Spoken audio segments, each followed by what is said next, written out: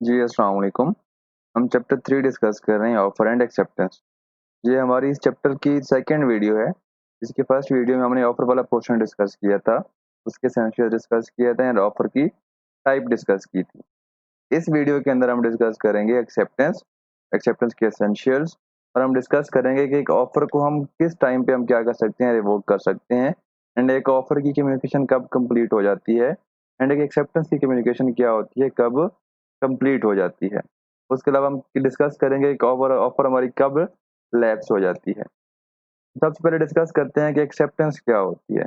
जब एक पार्टी दूसरी पार्टी को ऑफर देती है, प्रपोजल देती है, एंड वो पार्टी क्या कर ले, उस प्रपोजल को अगर एक्सेप्ट कर ले, उसको हम क्या कहते हैं, एक्सेप्टेंस कहते हैं। फॉर एग्जाम्पल अगर पार्टी ए पार्टी बी को कहती है कि जनाब आप मुझे 10 लाख की कार सेल करें अपनी, और पार्टी बी कहती है कि ठीक है मैं आपको 10 लाख की कार सेल करती हूँ, तो मतलब क्या है कि उसने जो उस प्रपोजल को, उस ऑफर को एक्सेप्ट कर लिया है, तो ये हम इसको क्या कहते हैं, एक्सेप्टेंस कहते हैं। और जैसे ही ऑफर एक्सेप्ट हो जाती है, तो वो क्या बन जाती है, प्रॉमिस बन जाता है। और प्रॉमिस को क्या होता है, हमारा क्या होता है, एग्रीमेंट होता है। अगर वो प्रॉमिस, वो एग्रीमेंट इन्फोर्सेबल बाई लॉ है, उसको हम क्या कहते हैं, कॉन्ट्रैक्ट कहते हैं। जैसे हमने डिस्कस किया था लास्ट वीडियो में, हमारे पास ऑफर के क्या थे, कुछ वैलिड एसेंशियल थे वैलिड ऑफर के लिए। सिमिलरली हमारे एक्सेप्टेंस के भी क्या हैं, वैलिड एक्सेप्टेंस के लिए भी क्या हैं, एसेंशियल्स हैं। यहाँ पर 7 एसेंशियल्स हैं, जबकि जो ऑफर के एसेंशियल थे वो क्या थे, 10 थे। तो हम इनको वन बाय वन डिस्कस करते हैं कि हमारे पास ये एक्सेप्टेंस के एसेंशियल्स क्या कहते हैं। सबसे पहला जो एसेंशियल आपके पास है वो है एब्सोल्यूट एंड अनकंडीशनल। मतलब क्या है कि जैसे ही आपको ऑफर आई थी, आपने उससे ऑफर को वैसे का वैसा ही एक्सेप्ट करना है। अगर एक पार्टी आपको कहती है कि आप उसको 10 लाख रुपए का लोन दें, तो आपको वो एक ऑफर कर रहा है, आप उसको कहते हैं कि नहीं मैं आपको 15 लाख का लोन दूंगा, तो मतलब आपने जैसे की जैसी ऑफर थी, आपने वैसे की वैसी एक्सेप्ट नहीं की, मतलब ऑफर क्या हो गई, रिजेक्ट हो गई। आपने उसको क्या कर दी है, काउंटर ऑफर कर दिया है। अगर आप किसी की ऑफर के ऊपर कोई कंडीशन इम्पोज करके उसको एक्सेप्ट कर रहे होते हैं, वो एक्सेप्टेंस नहीं होती, बल्कि उसको हम क्या कहते हैं, काउंटर ऑफर कहते हैं। An offer should be accepted without any condition. मतलब जैसे कि जैसी आपको ऑफर रिसीव हुई, आप तो या उस पर यस करेंगे या उसको नो करेंगे, आप उसमें कोई कंडीशन ऐड करके उसको यस या नो नहीं कर सकते। If any condition is imposed on an offer, then it turns out to be a counter offer instead of acceptance. को हम एक्सेप्टेंस नहीं करेंगे, नहीं कहेंगे, बल्कि उसको हम क्या कहेंगे, काउंटर ऑफर कहेंगे। नेक्स्ट जो हमारे पास एसेंशियल है वो क्या है कि आपने जो एक्सेप्टेंस देनी है, जो आपने ऑफर एक्सेप्ट करनी है, वो दिन विद इन रीजनेबल टाइम क्या करनी है, एक्सेप्ट करनी है। आपके पास दो तरह के टाइम हो सकते हैं। एक होता है टाइम स्पेसिफाइड। अगर ऑफरर जो ऑफर कर रहा है, अगर आपको कहता है कि आपने 10 दिन के अंदर इस ऑफर को एक्सेप्ट करना है, तो फिर आपके लिए कंपल्सरी है कि आपने 10 दिन में उस ऑफर को एक्सेप्ट करना है, अदरवाइज वो ऑफर क्या हो जाएगी, एक्सपायर हो जाएगी। दूसरी आपके पास क्या होना है कि अगर आपको कुछ टाइम स्पेसिफाइड नहीं है, तो आपने क्या करना है, रीजनेबल टाइम के अंदर क्या करना है, उस ऑफर को एक्सेप्ट करना है। अब रीजनेबल टाइम हम किस तरह डिटरमिन करेंगे, अब ये रीजनेबल टाइम डिपेंड करता है ऑफर की नेचर पे, और जिस ऑब्जेक्ट की ऑफर की गई है, जिस चीज की ऑफर की गई है, उसकी नेचर पे डिपेंड करता है और सर्कमस्टांसेस पे डिपेंड करता है। फॉर एग्जांपल एक पर्सन आपको कुछ फ्रूट्स परचेज करने की ऑफर करता है या सेल करने की ऑफर करता है। अब तो आपको पता है फ्रूट क्या होता है, आपकी पेरिशेबल गुड्स होती हैं, जो क्या हो जाती हैं, खराब हो जाती हैं एक दिन के अंदर, 2 दिन के अंदर। तो आपने उसकी ऑफर को इमीडिएट बेसिस पे क्या करना होता है, एक्सेप्ट करना होता है। अगर कोई पर्सन आपको ड्यूरेबल गुड्स की ऑफर कर रहा है, जो कि आपकी टाइम के साथ खराब नहीं होती, बल्कि वो फिर भी आप यूज कर सकते हैं, जैसे आपके क्लॉथेस हो गए, या आपके क्या होते हैं, ड्यूरेबल गुड्स होती हैं। अगर आपको ऐसी कोई ऑफर कर रहा है, तो उसके लिए आपको जो रीजनेबल टाइम होगा थोड़ा सा ज्यादा होगा as compare to perishable goods की ऑफर के अगेंस्ट, जो आपका रीजनेबल टाइम होगा।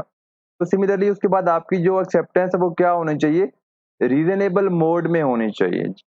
रीजनेबल मोड क्या हो सकता है, अगर एक तो है कि वो मोड, वो मैनर जिसमें आपसे ऑफरर ने एक्सेप्टेंस की रिक्वायरमेंट रखी है। अगर ऑफर कहता है कि जनाब आप मेरी ऑफर को थ्रू टेलीफोनिक कॉल क्या करेंगे, कंफर्म करेंगे, एक्सेप्ट करेंगे, तो आपके लिए कंपल्सरी है कि आप क्या करें, उसको टेलीफोन कॉल करें और कहें कि जी हाँ मैं आपकी ऑफर को एक्सेप्ट कर रहा हूँ। अगर वो आपको कहते हैं कि आप मुझे थ्रू लेटर बाय पोस्ट इस ऑफर की एक्सेप्टेंस को कम्युनिकेट करेंगे, तो आपके लिए कंपल्सरी है कि आप उसकी ऑफर को, उसकी एक्सेप्टेंस को थ्रू लेटर या थ्रू पोस्ट क्या करें, कम्युनिकेट करें। तभी आपकी ऑफर क्या, आपकी एक्सेप्टेंस क्या होगी, वैलिड होगी। अगर आप उसकी जो रिक्वायर्ड मैनर में, अगर आप जिस मैनर में आपसे एक्सेप्टेंस रिक्वायर कर रहा है, अगर आप उस मैनर में एक्सेप्टेंस को कम्युनिकेट नहीं करते, अगर आप उस मैनर में आप एक्सेप्ट नहीं करते उसकी ऑफर को, तो वो आपको क्या कर सकता है, इंसिस्ट कर सकता है कि जनाब आप मेरे रिक्वायर्ड मैनर में जो मेरी डिमांड थी कि आप इस तरह एक्सेप्ट करें, अगर आप उस तरह एक्सेप्ट नहीं करेंगे तो मैं इस कॉन्ट्रैक्ट को, इस ऑफर को मैं क्या करता हूँ, खत्म करता हूँ। तो आपको वो क्या कर सकता है, इंसिस्ट कर सकता है कि आप उसके रिक्वायर्ड मोड में, रिक्वायर्ड जो मैनर है उसमें आप क्या करेंगे, उसकी ऑफर को एक्सेप्ट करें। ये आपका जो ये नेक्स्ट पॉइंट है कम्युनिकेशन, ये मोस्ट इंपॉर्टेंट है, कॉम्प्लेक्स भी है, जो स्टूडेंट्स को समझ नहीं आता। कि जैसे हमने ऑफर में पढ़ा था कि ऑफर की कम्युनिकेशन कब कंप्लीट होती है, जब वो कम्युनिकेशन, जब ऑफर ऑफरी के पास रिसीव हो जाती है, तो मतलब ऑफरर की तरफ से जो ऑफर की कम्युनिकेशन है वो क्या की जाती है, कम्युनिकेशन कंप्लीट कंसिडर की जाती है। सिमिलरली एक्सेप्टेंस की भी कम्युनिकेशन है। अब एक्सेप्टेंस की कम्युनिकेशन की भी कुछ हमारे पास रूल्स हैं, हम वो डिस्कस करेंगे। आपको ये अंडरस्टैंड करना बहुत कंपलसरी है, क्योंकि इसे आगे हम इसी वीडियो में डिस्कस करेंगे कि हम ऑफर को या एक्सेप्टेंस को रिवोक कैसे कर सकते हैं। लेट्स सपोज अगर मैंने एक दफा एक्सेप्टेंस दे दी है, लेकिन बाद में मुझे ख्याल आया कि नहीं, मुझे एक्सेप्टेंस नहीं देनी चाहिए थी, मुझे उसको क्या करना होगा, रिवोक करना होगा। उसके कुछ रूल्स हैं। उन रूल्स को अंडरस्टैंड करने के लिए आपको पहले एक्सेप्टेंस की कम्युनिकेशन के रूल्स को अंडरस्टैंड करना पड़ेगा। हम जो यहाँ पर इंशाल्लाह कोशिश करेंगे कि आपको इजीली अंडरस्टैंड हो जाए। द पहले देखते हैं, acceptance may be complete when it is communicated to the offer. जी जाहिर सी बात है, जिस बंदे ने ऑफर की है आप उसको क्या करेंगे, एक्सेप्टेंस कम्युनिकेट करेंगे। यहाँ पर वो कह रहा है कि जैसे ही आपकी जो अगर एक्सेप्टेंस कम्युनिकेट हो गई है ऑफरर को, तो वो क्या कंसिडर की जाएगी, आपकी जो कम्युनिकेशन है वो कंप्लीट हो गई है। An offer can be accepted by word spoken return, जैसे अंडरस्टूड सी बात है कि आप किसी तरह से भी उसको एक्सेप्ट कर सकते हैं। A valid acceptance is communicated either by offeree himself, जिसको ऑफर की गई है वो खुद भी एक्सेप्ट कर सकता है, या उसका कोई अथॉराइज्ड पर्सन भी क्या कर सकता है, उस ऑफर को एक्सेप्ट कर सकता है, और एक्सेप्ट करके वो क्या कर सकता है, उस ऑफर को एक्सेप्टेंस को कम्युनिकेट कर देगा ऑफरर को। अब पहले डिस्कस करते हैं, हमारे पास दो सिनेरियो हैं एक्सेप्टेंस की कम्युनिकेशन के। The communication of acceptance is complete as against the proposer. जी जिस बंदे ने ऑफर दी थी, जिस बंदे ने प्रपोजल दिया था, उसके अगेंस्ट एक्सेप्टेंस की कम्युनिकेशन कब कंप्लीट होगी, मतलब किस तरह, क्या कंडीशन है, कोई ऐसा काम हो जिससे ये बात कंफर्म हो जाएगी कि जनाब ये जो कम्युनिकेशन है, ये जो एक्सेप्टेंस की कम्युनिकेशन है, वो प्रपोजर, प्रपोजर कौन है यहाँ पर, ऑफरर कौन है, जिस बंदे ने ऑफर की है उसने कम्युनिकेशन एक्सेप्टेंस की रिसीव कर ली है। When acceptance is put into course of transmission, मतलब क्या हुआ कि जो एक्सेप्टर है, जो ऑफरी है, जब एक्सेप्टेंस को बाई पोस्ट क्या कर देगा, भिजवा देगा। हालांकि वो एक्सेप्टेंस ऑफरर के पास रिसीव नहीं हुई, लेकिन लॉ कहता है कि जैसे ही उसने ये पोस्ट करवाई एक्सेप्टेंस को, क्योंकि जैसे उसने पोस्ट करवाया, अब वो जो एक्सेप्टेंस है वो उसकी कंट्रोल से बाहर हो गई है। अब उसने पोस्ट करवा दी है, वो या तो वो गुम हो जाएगी पाकिस्तान के पोस्ट ऑफिस से, या वो ऑफरर के पास क्या हो जाएगी, रिसीव हो जाएगी। In case of acceptance made by post, the proposer becomes bound as soon as the letter of acceptance is posted, even if such letter is lost or delayed। जी जो ऑफरी था, offeree की तरफ से जो communication थी acceptance की, वो complete हो गई थी, कंप्लीट हो गई है। उसका काम क्या था, उसने एक्सेप्टेंस को उसने ऑफर को एक्सेप्ट करना था, एक्सेप्ट करके उसने एक्सेप्टेंस को ऑफरर को कम्युनिकेट करना था। उसने वही किया, उसने एक्सेप्टेंस को, ऑफर को एक्सेप्ट किया और उसको थ्रू लेटर, थ्रू पोस्ट क्या कर दिया, एक्सेप्टेंस को भिजवा दिया ऑफरर के पास। जैसे ही उसने उसने पोस्ट में डाला, जैसे उसने पोस्ट ऑफिस में जाके उसको सबमिट करवाया, अब वो उसके कंट्रोल से बाहर चली गई है एक्सेप्टर के। मतलब क्या हो गया कि उसके मुताबिक उसने वो ऑफर को एक्सेप्ट कर लिया है। अब वो क्या होगी, एग्रीमेंट होगी, कॉन्ट्रैक्ट होगी है। अब बेशक वो लेटर ऑफरर के पास जाता है या रास्ते में गुम हो जाता है, अब प्रोपोजर ऑफरर बाउंड है कि वो उस एग्रीमेंट को क्या करे, कंप्लीट करे। The communication is complete as against the acceptor. अब दूसरा केस क्या है, पहले हमने देखा कि एक्सेप्टेंस की जो कम्युनिकेशन है प्रोपोजर के अगेंस्ट कब कंप्लीट होती है। अब दूसरा केस क्या है कि अब कम्युनिकेशन जो एक्सेप्टेंस की जो कम्युनिकेशन है वो एक्सेप्टर के अगेंस्ट कब कंप्लीट होती है। When it comes to the knowledge of the proposer. अब प्रोपोजर के नॉलेज में कब वो आएगी, जब वो लेटर प्रोपोजर रिसीव करेगा। यहाँ पर क्यों इन्होंने ऐसा कहा है, क्योंकि जब तक वो लेटर प्रोपोजर के पास रिसीव नहीं होगा, जब उसके नॉलेज में नहीं आएगा, तो उसको पता ही नहीं चलेगा कि जनाब ये एक्सेप्टर ने उसके ऑफर को एक्सेप्ट किया है कि नहीं किया। इसलिए एक्सेप्टर के अगेंस्ट कम्युनिकेशन ऑफ एक्सेप्टेंस तब कंप्लीट होती है जब वो प्रोपोजर की जो एक्सेप्टेंस जो तब जब वो एक्सेप्टेंस का लेटर प्रोपोजर के नॉलेज में आ जाता है। In case of acceptance by post, the acceptor becomes bound when the letter of acceptance is currently actually received. Before that acceptor may revoke his acceptance. अब ये acceptance किस तरह रिवोक होती है हम आगे जाके डिस्कस करते हैं। पहले मैं इस बात को डिस्कस करता हूँ कि यहाँ पर क्या कह रहा है। In case of acceptance by post, the acceptor becomes bound when the letter of acceptance is actually received. जबकि हमने ऊपर पढ़ा था, in case of acceptance made by post, the proposer becomes bound as soon as letter of acceptance is posted. ऊपर वाले case में था कि जैसे ही लेटर पोस्ट होगा प्रोपोजर बाउंड हो जाएगा कि उस एग्रीमेंट को फुलफिल करे। लेकिन नीचे वाले अगर हम केस में देखें तो जैसे जैसे ही लेटर प्रोपोजर के पास रिसीव होगा तो उस केस में एक्सेप्टर क्या होगा, बाउंड होगा। अगर लेटर रिसीव नहीं होता, गुम हो जाता है, तो ऑफरर क्या समझेगा कि उसने जब मुझे रिप्लाई नहीं किया, मतलब क्या है कि उसने मेरी ऑफर को एक्सेप्ट ही नहीं किया। मतलब एक्सेप्टर के ऊपर इतनी लायबिलिटी नहीं है, रिस्पॉन्सिबिलिटी नहीं है, जबकि जो प्रपोजर है वो जल्दी फंस सकता है। अगर हम एक एग्जांपल लेते हैं, यहाँ पर मैं न्यू साइड ऐड करता हूँ, अगर वो होती है तो।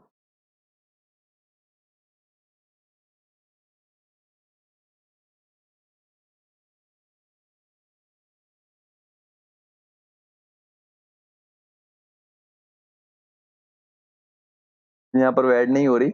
अच्छा, फॉर एग्जाम्पल एक पार्टी है ए, वो करती है पार्टी बी को ऑफर कि वो उसकी कार परचेज कर ले 10 लाख रुपए की। ठीक है, अब पार्टी बी क्या करती है, ऑफर को एक्सेप्ट करके लेटर भिजवा देती है ए के पास कि जी हाँ। जैसे ही वो लेटर पोस्ट होगा तो पार्टी ये क्या हो जाएगी, बाउंड हो जाएगी कि वो कार क्या करे, 10 लाख की परचेज करे। अब दूसरी एग्जांपल लेते हैं जिसमें क्या होता है, ए बी को ऑफर करती है, जिसमें आपकी ऑफर क्या होती है, 10 लाख रुपए की कार परचेज करना है। अब 10 बी क्या करता है, ए को ऑफर क्या करती है, लेटर के थ्रू एक्सेप्टेंस भेजती है कि जनाब हाँ ठीक है, मैं आपकी इस ऑफर को एक्सेप्ट कर रही हूँ और आपको मैं 10 लाख रुपए की कार सेल करने के लिए तैयार हूँ।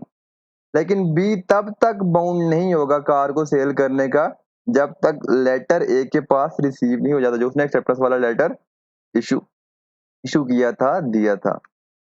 ये आपके पास जो नेक्स्ट आपका एसेंशियल है वो है अवेयरनेस ऑफ प्रपोजल। जी एक्सेप्टर जो ऑफर को एक्सेप्ट कर रहा है वो उस प्रपोजल की हर टर्म हर कंडीशन से उसको फुली अवेयरनेस होनी चाहिए, उसको पता होना चाहिए कि ऑफर में क्या क्या है और वो क्या एक्सेप्ट कर रहा है। Before lapse of an offer, किसी ऑफर के लैप्स होने से पहले क्या करना चाहिए, ऑफरी को क्या करना चाहिए, उस ऑफर को एक्सेप्ट करना चाहिए। अगर उसके बाद वो एक्सेप्ट करते हैं तो वो वैलिड एक्सेप्टेंस नहीं होगी। सेम नेगेटिव कंफर्मेशन, हम इसको जैसे ऑफर में डिस्कस कर चुके हैं, सिमिलरली हमारे यहाँ पर भी सेम कॉन्सेप्ट है कि proposal is not accepted if the offeree remains silent. ठीक है, अगर आपको ऑफर एक प्रपोजल भेजता है और जो ऑफरी है वो उस पर रिप्लाई नहीं करता, रिस्पॉन्ड नहीं करता, जिसका मतलब ये नहीं है कि उसने क्या क्या ऑफर एक्सेप्ट कर ली है। जिसको अगर वो इस केस में वो ये कह रहा है कि it can not be in the form of negative confirmation if it is not accepted within specified time, then it will be presume to be have been accepted. यहाँ पर ये वाला कॉन्सेप्ट नहीं है। अगर ऑफरी थ्रू कम्युनिकेशन बताएगा कि हाँ मैंने एक्सेप्ट कर लिया है, तभी वो एक्सेप्टेंस होगी, अदरवाइज वो क्या होगी, रिजेक्शन कंसिडर की जाएगी। आपके पास अब है revocation of offer and acceptance. जी आपकी ऑफर, जो एक ऑफरर ने जो ऑफर की है, क्या वो उसको रिवोक कर सकता है या अपनी ऑफर को कैंसिल कर सकता है, या जो एक्सेप्टर ने जो एक्सेप्ट किया ऑफर को, एक्सेप्टेंस भिजवाई है, क्या उस एक्सेप्टेंस को क्या कर सकता है, रिवोक कर सकता है कि नहीं कर सकता। जी, timing of revocation of an offer, a proposal or offer may be revoked at any time before acceptance or the communication of its acceptance is complete against the proposer। जी, एक्सेप्टेंस की कम्युनिकेशन प्रोपोजर के against कब complete होती है? अगर आपको याद हो, अभी मैंने इस वीडियो में डिस्कस किया है, मैंने आपको बताया भी था कि आपको वो अंडरस्टैंड करना बहुत जरूरी है, क्योंकि आगे इसी की कॉन्सेप्ट बेस से हमने फर्दर डिस्कशन करनी है। पार्टी ए पार्टी बी को क्या करती है? ऑफर करती है कि वो क्या करे, बी पार्टी ए को क्या करे, 10 लाख रुपए की कार सेल करे, ठीक है। और पार्टी बी क्या करती है? पार्टी ए को क्या करती है? थ्रू लेटर क्या करती है? एक्सेप्टेंस भिजवाती है कि हाँ जी, मैं आपको कार सेल करने लगा हूं, मैं आपको कार सेल करती हूं। अब इस केस में ऑफरर के अगेंस्ट एक्सेप्टेंस की कम्युनिकेशन कब कंप्लीट होगी? मतलब ये हुआ कि बी जिस डेट पे जैसे ही लेटर पोस्ट करवाएगा, एक्सेप्टेंस का लेटर वो जैसे ही पोस्ट करवाएगा, जिस डेट पे जिस टाइम उस डेट पे acceptance of communication of acceptance against proposer क्या हो जाएगी? कंप्लीट हो जाएगी। पार्टी ए ने 1 जुलाई को क्या की? ऑफर की पार्टी बी को। पार्टी बी को 5 जुलाई को लेटर रिसीव हुआ ऑफर का, ठीक है। अब यहाँ पर उस डेट पे क्या होगी? कम्युनिकेशन ऑफ ऑफर कंप्लीट हो गई है, ठीक है। और पार्टी बी क्या करती है? 7 जुलाई को एक्सेप्टेंस का लेटर क्या करवाती है? पोस्ट करवाती है, ठीक है। अब 7 जुलाई को जिस टाइम पे वो लेटर पोस्ट करवाएगी एक्सेप्टेंस का, तो उस टाइम पे क्या हो जाएगी? Communication of acceptance against offeror complete हो जाएगी। मतलब 7 जुलाई को एक्सेप्टेंस का लेटर पोस्ट करने से पहले तक जो ए है अपनी ऑफर क्या कर सकता है? रिवोक कर सकता है। मतलब उसके पास 6 दिन पूरे एंड 7वें दिन का वो टाइम जब तक वो अपनी एक्सेप्टेंस का लेटर पोस्ट नहीं करवाता, उस डेट के दौरान क्या कर सकता है? ऑफरर अपनी ऑफर को रिवोक कर सकता है। जी, ये प्रपोजल और offer may be revoked at any time before acceptance और the communication of its acceptance is complete as against the proposer. ये हमने डिस्कस किया था कि प्रपोजर के अगेंस्ट एक्सेप्टेंस की कम्युनिकेशन तब कंप्लीट होती है जब जो ऑफरी है वो एक्सेप्टेंस का लेटर पोस्ट करवा देता है। तो 7 जुलाई को वो पोस्ट करवा रहा है, मतलब 7 जुलाई को पोस्ट करवाने से पहले पहले तक ऑफरर मतलब मिस्टर ए अपनी ऑफर को क्या कर सकता है? विदड्रॉ कर सकता है। नेक्स्ट है timing of revocation of an acceptance. जी, अब अगर मिस्टर बी है जो उसने एक्सेप्ट की, तो वो किस वक्त तक अपनी एक्सेप्टेंस को बाद में विड्रॉ कर सकता है? अगर एक्सेप्टेंस का एक टाइम है, एक टाइम के अंदर आप अगर आप अपनी एक्सेप्टेंस को विड्रॉ कर लेते हैं, तो आपका कॉन्ट्रैक्ट खत्म हो जाता है बनने से पहले ही। अगर आप उस टाइम तक अपनी एक्सेप्टेंस को विड्रॉ नहीं कर सकता एक्सेप्टर, तो आपका कॉन्ट्रैक्ट बन जाता है, फिर दोनों पार्टीज लीगली बाउंड हो जाती हैं कि अपनी अपनी ऑब्लिगेशन को क्या करें? वो परफॉर्म करें। जब देखते हैं कि time of revocation of an acceptance क्या क्या है। N acceptance can be revoked at any time before the communication of acceptance is completed as against the acceptor। जी, communication of acceptance as completed against the acceptor। अब acceptor के against acceptance की communication कब complete होती है? हमने discuss किया था। इसी एग्जांपल को लेते हैं। ए ने 1 जुलाई को क्या किया? लेटर भेजा, ऑफर भेजी, जो 5 जुलाई को बी को रिसीव हुई।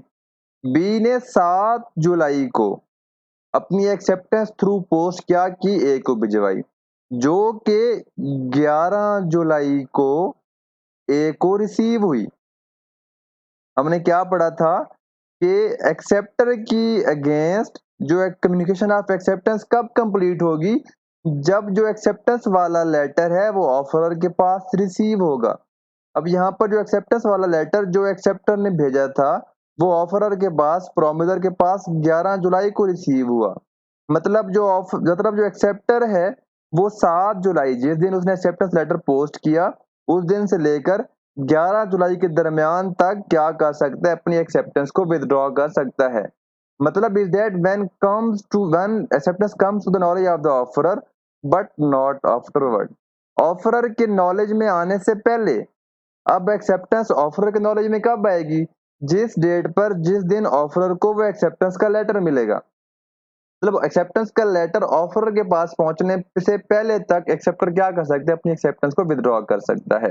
ये आपका कॉन्सेप्ट था। इसके ऊपर आपके पेपर में काफी सारे क्या आते हैं, क्वेश्चंस भी आते हैं जी। अब ये communication of revocation of an offer को डिस्कस करते हैं। As against the person who makes it an offer. अगर ऑफर क्या करने के अगर ऑफरर ने क्या की है, ऑफर को रिवोक किया है। जैसे हमने ऑफर की कम्युनिकेशन पढ़ी है, जैसे हमने एक्सेप्टेंस की कम्युनिकेशन पढ़ी है कि एक्सेप्टेंस कब कंप्लीट होगी, ऑफर कब कंप्लीट होगी। सिमिलरली जिस बंदे ने अपनी ऑफर को रिवोक किया है, जाहिर सी बात है ऑफर कौन रिवोक करेगा, ऑफरर रिवोक करेगा।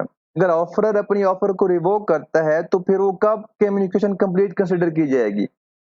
When revocation is put into the course of transmission.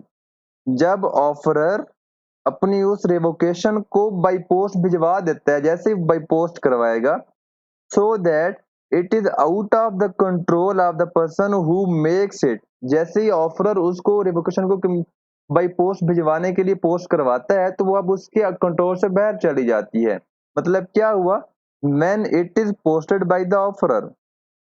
जैसे ही ऑफरर रिवोकेशन को पोस्ट करवाएगा तो ऑफरर के मुताबिक ऑफरर के लिए वो कम्युनिकेशन ऑफ रिवोकेशन कंप्लीट हो गई है। मतलब उसने ऑफर को क्या कर दिया है, रिवोक कर दिया है। लेकिन जो ऑफर ऑफर की रिवोकेशन की कम्युनिकेशन है वो ऑफरी के लिए कब कंप्लीट होगी? क्योंकि आप किससे कम्युनिकेट कर रहे हो, किसको आप भेज रहे हो लेटर रिवोकेशन का, वो ऑफरी को भेज रहे हो। जैसे ही वो लेटर ऑफरी के पास रिसीव होगा, when it comes to the knowledge when revocation comes to the knowledge of the person to whom it is made। जैसे पार्टी बी के पास वो रिसीव होगा, when letter is received by the offeree, तो जो revocation of offer है वो उसकी communication क्या हो जाएगी, कंप्लीट कंसिडर की जाएगी। सिमिलरली आपका जो एक्सेप्टेंस का रिवोकेशन का रूल है वो भी सेम ही है, as against the person who makes it accept. क्योंकि आपकी जो एक्सेप्टेंस की रिवोकेशन है वो कौन कर रहा होता है, एक्सेप्टर कर रहा होता है। तो एक्सेप्टर के अगेंस्ट कब कंसिडर की जाएगी? जैसे ही एक्सेप्टर अपनी रिवोकेशन ऑफ एक्सेप्टेंस को पोस्ट करवाएगा, when it is posted by the acceptor. तो जैसे वो एक्सेप्ट पोस्ट करवाएगा तो एक्सेप्टर की तरफ से जो रिवोकेशन है वो क्या हो जाएगी, कंप्लीट हो जाएगी। As against the person to whom it is make. तो जैसे ही रिवोकेशन का लेटर एक्सेप्टेंस की रिवोकेशन का लेटर ऑफरर के पास रिसीव होगा तो फौरन ही वो क्या हो जाएगी, ऑफरर की अगेंस्ट भी क्या हो जाएगी, उसकी कम्युनिकेशन कंप्लीट हो जाएगी। ये आपकी क्या थी, revocation of offer and acceptance के कुछ रूल्स थे। ये काफी कॉम्प्लेक्स हैं, आपके सिनेरियो में भी आते हैं। आपने इनकी पास्ट पेपर के थ्रू एक प्रैक्टिस लाजमी करनी है। अब हमारे पास लास्ट टॉपिक है चैप्टर का, वह लैप्स ऑफ एन ऑफर। एक ऑफर कब लैप्स कर जाती है हम डिस्कस करते हैं। डिफरेंट केसेस हैं। रेवोकेशन, अगर एक ऑफर को रिवोक कर देता है या विड्रॉ कर देता है ऑफर, तो मतलब क्या है कि आपकी ऑफर क्या हो गई है, खत्म हो गई है। ऑफर कब तक खत्म हो सकती है, एक्सेप्टेंस से पहले आप उसको क्या कर सकते हैं, रिवोक कर सकते हैं। Lapse of time, lapse of time किस तरह से हो सकता है? अगर टाइम स्पेसिफाइड था ऑफर को एक्सेप्ट करने का और ऑफर ने इसको उस टाइम के अंदर स्पेसिफाइड टाइम के अंदर एक्सेप्ट नहीं किया तो ऑफर क्या हो जाएगी, कैंसिल, तो खत्म हो जाएगी। अगर अब स्पेसिफाइड टाइम नहीं था तो उस केस में क्या होता है, रीजनेबल टाइम होता है। रीजनेबल टाइम अभी मैंने डिस्कस किया था कि क्या होता है। अगर within reasonable time offer accept नहीं होती फिर वो क्या हो जाती है, लैप्स कर जाती है। डेथ और इंसैनिटी, अगर ऑफर जिसने ऑफर किया उसकी डेथ हो जाती है या वो पागल हो जाता है तो फिर उस केस में भी ऑफर क्या हो जाती है, आपकी लैप्स कर जाती है। Non fulfilment of condition president, अगर ऑफर के साथ कुछ कंडीशन अटैच्ड थी जो कि एक्सेप्टर उसको या ऑफर उसको कंप्लीट नहीं कर सका, फुलफिल नहीं कर सका, तो ऑफर क्या कर जाएगी, लैप्स कर जाएगी। Counter offer, an offer comes to an end if the counter offer is made. अब काउंटर ऑफर क्या होती है, फॉर एग्जाम्पल अगर आप किसी की ऑफर को क्या करें, कुछ कंडीशन के साथ एक्सेप्ट करें, तो वो आपकी एक्सेप्टेंस नहीं होती बल्कि काउंटर ऑफर होती है। आप उसको क्या कर रहे होते हैं, उसकी ऑफर के ऊपर काउंटर ऑफर कर रहे होते हैं। Non acceptance according to the requirement, अगर एक पार्टी जिसने ऑफर की है, ऑफर अगर कहता है कि आप मुझे एक्सेप्टेंस थ्रू कॉल करेंगे, तो आप कॉल करके मुझे एक्सेप्टेंस की आप क्या करें, कम्युनिकेट करेंगे। लेकिन दूसरी जो पार्टी है जो ऑफरी है वो थ्रू लेटर कर देती है, तो वो रिक्वायरमेंट उसने फुलफिल नहीं की, तो उसके हिसाब से हम क्या कहेंगे कि ये आपकी ऑफर क्या हो गई है, लैप्स हो गई है। नॉन एक्सेप्टेंस रिजेक्शन, अगर ऑफरी उसकी ऑफर को रिजेक्ट कर देते हो, आपकी ऑफर क्या हो जाएगी, खत्म हो जाएगी। सबसीक्वेंट इलीगैलिटी और destruction, an offer comes to an end if it becomes illegal, अगर आज एक काम लीगल है, वो लीगल रिस्ट्रिक्शन नहीं है, लेकिन जब ऑफर उसने कर दिया है तो 2-3 दिन के बाद अगर लॉ की तरफ से कोई ऑर्डिनेंस आता है, कोई नया बिल पास होता है जिसमें उस चीज को वो इलीगल कर देते हैं, तो आपकी जो ऑफर क्या हो जाएगी, वो खत्म हो जाएगी। या जो ऑब्जेक्ट था आपकी जो ऑफर का जैसे वो कार थी, कार का अगर एक्सीडेंट हो जाता है, कार खराब हो जाती है, खत्म हो जाती है, मतलब क्या हुआ, आपकी जो ऑफर है वो लैप्स कर जाती है। जी आपका था चैप्टर 3 जो हमने डिस्कस किया है। सर आई होप आपको समझ आ गई होगी। अगर आपको कोई मसले मसाइल, आपको कोई क्वेश्चन है, तो आप क्या कर सकते हैं, क्वेश्चन के अंदर कमेंट्स में आप क्या कर सकते हैं, वो डिस्कस कर सकते हैं।